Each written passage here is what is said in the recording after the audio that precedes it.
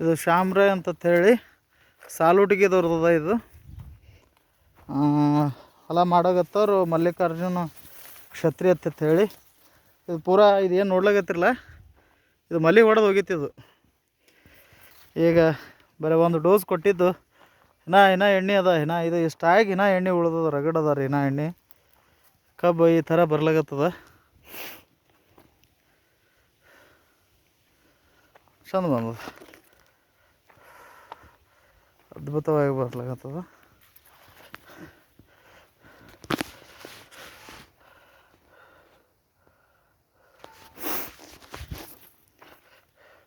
ಎಲ್ಲ T C ಕೂಡ್ಸಲ್ಲಿ ಕಂಬ ಎಳಿಲಿಗತ್ತಾರತ್ತವರು.